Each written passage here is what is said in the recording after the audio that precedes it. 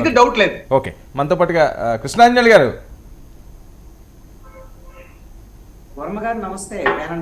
ఏంటి జగన్మోహన్ రెడ్డి గారు మొత్తం స్థానాలు అనకాపల్లి మినహా ఒకేసారి ప్రకటించడం, ఎక్కడ అసమ్మతులు లేకపోవడం, ఆయనేమోని విచారంగా ఉన్నారు, అంత యాక్టివ్గా లేదని చెప్పి కిరణ్ మాట్లాడే పరిస్థితి. రేపే ఒక భారీ బహిరంగ సభ జరగబోతుంది. 2014 తర్వాత ముగ్గురు ఒకే వేదిక పంచుకోబోతున్నారు. ఇప్పుడు నోటిఫికేషన్ ఒక పక్క వచ్చింది. సో ఎలా ఉండే అవకాశం ఉంటుంది ఏపీలో రాజకీయం? వర్మ గారు, ఎన్నికలకి నోటిఫికేషన్ వచ్చేసింది, అంతకన్నా ముందే రాజకీయ పార్టీలు రెడీ అయిపోయాయి. ఆంధ్రప్రదేశ్ లో ఖచ్చితంగా తెలుగుదేశము జనసేన రెండు కలపటం, వాళ్ళిద్దరూ కలిసి తాడేపల్లిగూడెం సభ ఒక ప్రయత్నం చేశారు. ఇప్పుడు బీజేపీతో కలిసిన తర్వాత ప్రధానమంత్రి వచ్చేటువంటి సభ రేపొద్దున చిలకలూరుపేటలో జరిగేటువంటి సభ చాలా కీలకమైనది.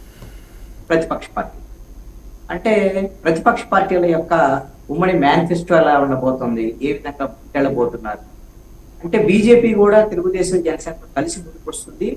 అదేటువంటి అంశం ఒకటైతే ప్రధానమంత్రి ఈ సభలో పాల్గొనారు. ఇది కొంత ప్రతిపక్ష పార్టీలకు బూస్టప్ ఇచ్చేటువంటి అంశమే, దాంట్లో ఎటువంటి సందేహం లేదు. అయితే మరి ఇది ఎలాగో బూస్టప్ వస్తుంది కాబట్టి ప్రతిపక్ష పార్టీలకి ఇటీవల కాలంలో ప్రతిపక్ష పార్టీల యొక్క గ్రాఫ్ కొంత పడిపోయి ఉంది. మామూలు జనరల్ గా చూసుకున్నాం. ఎందుకు పడిపోయింది అని అంటే తెలుగుదేశం జనసేన కలిసి ఉన్నాయి, అయినా కూడా వాళ్ళిద్దరూ కలిసి ఒక వేదిక మీదకి రావడానికి చాలా సమయం పట్టింది, 5 గంటలు పట్టింది. తాడేపల్లి కూడా సభలో వచ్చారు. ఆ సభ కూడా ఏమి అంత పెద్ద సక్సెస్ అవ్వాలి, దశ దిశ లేనటువంటి సభ కింద అది మిగిలింది. దానికి రీజన్స్ ఏంటంటే గతంలో చాలా సందర్భాలు డిస్కస్ చేశారు. ఇప్పుడు కనీసం మరి ఇప్పుడు బీజేపీ కలిసిన తర్వాత అయినా సరే ముగ్గురు కలిసి ముందుకెళ్ళబోతున్నారు. ఇది 2014 నాటి గవర్నమెంట్ కాబట్టి అప్పుడు గెలిచారు కాబట్టి మళ్ళీ గెలుస్తారేమో ముగ్గురు కలుస్తున్నారు కాబట్టి అనేటువంటి ఒక సాధారణమైన ప్రజల్లో అభిప్రాయం ఉన్న మాట వాస్తవమే. అయితే 2014లో ఉన్నటువంటి పరిస్థితులు ఇప్పుడు ఉండకపోవచ్చు. బీజేపీ మీద ఆ రోజున ఆశ ఉంది, బీజేపీ అధికారంలోకి రాబోతుంది, ఆంధ్రప్రదేశ్ కి విభజన ద్వారా జరిగినటువంటి నష్టాలను మొత్తాన్ని పూడుస్తుంది. ఇప్పుడు ఆంధ్రప్రదేశ్ నష్టం చేసిందే బీజేపీ అనేటువంటి ప్రజల్లో స్పష్టంగా ఉంది. కాబట్టి రేపు సభ పిట్టా కొట్ట అనేటువంటిది తేలబోయేటువంటి అంశం ఏమిటంటే రేపు సభలో ఈ మేనిఫెస్టో ఎలా ఉంటది అనే కొత్తగా చెప్పడానికి లేదండి. ఎందుకు అంటే ఆల్రెడీ సూపర్ 6 పేరుతో 6 అంశాలని ఇంటికి ఆల్రెడీ ప్రచారం చేసుకుంటుంది తెలుగుదేశం పార్టీ. జనసేన ఒక 5-6 అంశాలని మేము ఇది మేనిఫెస్టోలో పెడుతున్నాం వాళ్ళు చెప్పి, వాళ్ళు ఇప్పుడు బీజేపీ వాళ్ళు ఇక్కడ రాష్ట్రానికి సంబంధించినటువంటి అంశాలు పెద్దగా చర్చ ఉండకపోవచ్చు. వాళ్ళు నేషనల్ వైడ్ గా ఉండేటువంటి కొన్ని ఇష్యూస్ ఏదైనా ఉంటే వాళ్ళు ఏదైనా ఒక అంశాన్ని చేరుస్తారేమో, ఆ అంశాలు చెప్పుకుంటారు. ఒక 10-12 అంశాలు ఉంటాయి. ఇవన్నీ కూడా ప్రచారంలో ఉన్న అంశాలు. దానికోసం ఎదురు చూడటం లేదు రాష్ట్ర ప్రజలు.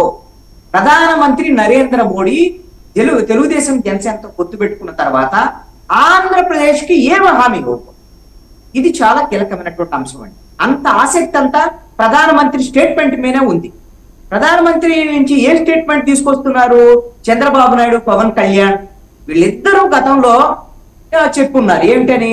రాష్ట్రానికి అన్యాయం చేసినటువంటి నరేంద్ర మోడీ అని ఇద్దరు చెప్పారు. పవన్ కళ్యాణ్ చెప్పాడు, అదే విధంగా చంద్రబాబు నాయుడు చెప్పాడు. అందుకే మేము బీజేపీని వ్యతిరేకిస్తున్నామని కూడా ఆ రోజు చెప్పారు. మరి ఇప్పుడు కలుస్తున్నాము అని అంటే నరేంద్ర మోడీ నుంచి ఆంధ్రప్రదేశ్ కి వీళ్ళు ఆ రోజున ఏ నష్టం జరిగిందని చెప్పారో ప్రత్యేక హోదా, విభజన హామీలకు సంబంధించినటువంటి అంశంలో ఏదైనా ఒక ప్రకటన అనేటువంటి దగ్గర చేయిస్తే మాత్రమే ఆంధ్రప్రదేశ్ ప్రజలు ఈ కూటమికి మద్దతు ఇచ్చేదానికి అవకాశం ఉంటుంది. లేదు అని అంటే మాత్రం ప్రజలు బీజేపీ మీద ఉండేటువంటి వ్యతిరేకతని తెలుగుదేశం జనసేన కూటమి మీద కూడా చూపించేదానికి అవకాశం ఉండొచ్చు. అయితే ఈ రోజున ఖచ్చితంగా వైఎస్ఆర్ కాంగ్రెస్ పార్టీ జగన్మోహన్ రెడ్డి అభ్యర్థుల ప్రకటన చేయటం అనేటువంటిది ఒక మాస్టర్ స్ట్రోకేనండి. ఏది? కూటమికి. ఎందుకు ఈ మాట అంటున్నానంటే ఏమండి, ఒక అభ్యర్థులు ప్రకటించినంత మాత్రాన పెద్ద మాస్టర్ స్ట్రోక్ అయిపోయింది అంటే రేపొద్దున ప్రతిపక్ష పార్టీలు సభ జరగబోతోంది. అది పొలిటికల్ గా కొంత హైలైట్ అయ్యేటువంటి అవకాశం ఉందని ఒక్కరోజు ముందు మొత్తము 175 అసెంబ్లీ నియోజకవర్గాలు, 24 పార్లమెంటు అభ్యర్థుల్ని ప్రకటించినటువంటి పరిస్థితి. వాళ్ళు ఎన్నిసార్లు కసరత్తు చేశారు, ఏం చేశారు, ఇవన్నీ పక్కన పెడితే 175 అసెంబ్లీ అదేవిధంగా 24 పార్లమెంట్లు ప్రకటించిన తర్వాత నాకు తెలిసి అయితే పెద్ద నిరసనలు, అసంతృప్తి, అసమ్మతి, ఈ జ్వాలలో ఇవన్నీ వ్యవహారము నాకైతే రాష్ట్ర వ్యాప్తంగా చిన్న చిన్న బుజ్జగింపులు ఉంటే ఉండొచ్చాము. కానీ ఇందాక కిరణ్ గారు ఏమంటున్నారు, ఏమండి ఆగ్రహ జ్వాలలు వచ్చినాయి కదా మీ అభ్యర్థులు ఎప్పుడంటే ఎక్కడా అని అడుగుతున్నాడు. ఎక్కడా అంటే రాష్ట్రం మొత్తం చూసి ఒకటి మీరేమో పిఠాపురం గురించి చెప్తున్నారు. పిఠాపురం ఏమన్నా వైఎస్ఆర్ కాంగ్రెస్ పార్టీ సంబంధించినటువంటి ఆ ఎవరిది కాకినాడ ఎమ్మెల్యేకి సంబంధించినటువంటి ప్రస్తావన చేశారు. నేనేమంటానంటే వర్మ ఈ రోజున మాజీ ఎమ్మెల్యే వర్మ వచ్చి ఆయన తెలుగుదేశం నాయకుడు ఏం మాట్లాడినా ఏం చేసినా సరే జరుగుతున్నటువంటి చర్చ ఏమిటి అంటే పవన్ కళ్యాణ్ పోటీ చేసే చోటే ఈ విధమైనటువంటి కనీసమైనటువంటి ఒక ప్రాక్టీసు బేస్ లో ఉన్నటువంటి పరిస్థితులు ఇవన్నీ అంచనా వేసుకోకుండా రెండు పార్టీలు ఈ విధంగా కొట్లాటకు దిగేటువంటి పరిస్థితి ఉంటే అసలు మిగతా నియోజకవర్గాల్లో ఎక్కడైనా ఏమైనా కలిసేటువంటి పరిస్థితి ఉందా? ఇలాంటి డజన్కు పైగా నియోజకవర్గాలు గొడవలు ఘర్షణలు జరిగినటువంటి పరిస్థితులు ఉన్నాయి. ఆయనే చెప్పారు కదా కందులు దుర్గేష్ ప్రస్తావన కానీ ఇలాంటి ఇంకా ఎన్నైనా చెప్పొచ్చు. నేనేమంటాను అంటే నిజంగా పార్టీ నడిపే మీరు ఒక ప్రస్తావన చేశారు. ఎందుకు తెలుగుదేశం జనసేనకు సంబంధించినటువంటి పొత్తుల విషయంలో ఈ విధమైనటువంటి ఓటు బదలాయింపు జరగదు అనేటువంటి దానికి ఇది ఖచ్చితమైనటువంటి ఉదాహరణగా కనపడుతుంది. రేపు పొద్దున సర్దుబాటు చేసుకుంటారో లేదో తెలియదు, కానీ వీళ్ళ మధ్య పొత్తుల వ్యవహారంలో పొసగటం లేదు అనేటువంటిది మాత్రం స్పష్టంగా కనపడుతోంది.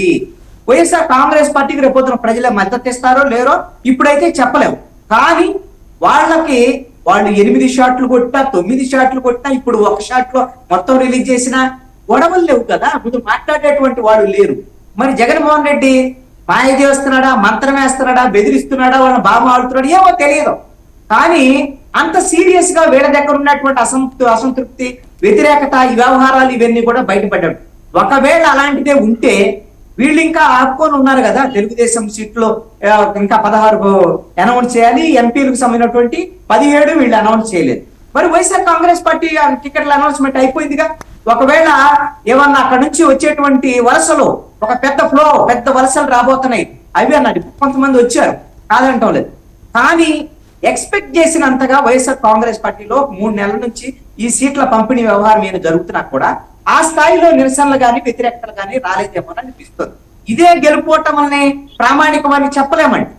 రేపొద్దున ఈ ముగ్గురుగిన ఒక తాటిపైకి వచ్చి రేపొద్దున నరేంద్ర మోడీతో రాష్ట్రానికి ప్రత్యేక హోదా ఇస్తామని, పోలవరానికి మేము అవసరమైనటువంటి ప్యాకేజీ ఇస్తామనేటువంటి విధంగా పునరావాస ప్యాకేజీ ఇస్తాం, రాజధానికి కూడా నిధులు ఇచ్చేస్తాము అని కొన్ని ప్రకటనలు చేశారనుకోండి ప్రధానమంత్రి వైపు నుంచి. పవన్ కళ్యాణ్ మధ్యవర్తిగా ఉండి తెలుగుదేశంతో పొత్తు పెట్టాడు, మన ప్రధానమంత్రిని కూడా తెచ్చి మనకి రాష్ట్రానికి కావాల్సిన ఇప్పించాడు, చంద్రబాబు నాయుడు కూడా అందుకోసమే రాష్ట్ర ప్రయోజనాల కోసం ఆయన పొత్తు పెట్టుకున్నాడు, ప్రధానమంత్రి ప్రకటన చేశారు. కనీసం నమ్మి ఆశతో ఈ కూటమి వైపు ఓటు వేసేదానికి అవకాశాలు ఉండొచ్చు. మరి ఆ విధమైనటువంటిది రేపు పొద్దున జరిగిద్దేమో చూద్దాం. జరగలేదు అంటే మాత్రం ప్రధానమంత్రి దగ్గర నుంచి ఆంధ్రప్రదేశ్ కు సంబంధించినటువంటి ఏదైతే విభజన ద్వారా జరిగినటువంటి నష్టాల మీద స్పష్టమైనటువంటి ప్రకటనకి రాలేదు అనంటే ఎన్ని లక్షల మందిని అక్కడ మీరు కూడేసినా సరే రాష్ట్ర వ్యాప్తంగా ఉండేటువంటి ప్రజల్లో అసంతృప్తి మరింత పెరిగేదానికి అవకాశం ఉంది. ఈ విషయంలో అది తెలుగుదేశం జనసేన బతంలాడతారా, బామాడతారా, కాళ్ళు పట్టుకుంటారా, వేడు పట్టుకుంటారా, ఏం తప్పేం లేదు. ప్రధానమంత్రిని కాళ్ళు పట్టుకున్నా సరే రాష్ట్రానికి కావాల్సినటువంటి హక్కుల్ని సాధించడానికి ప్రయత్నం చేయొచ్చు.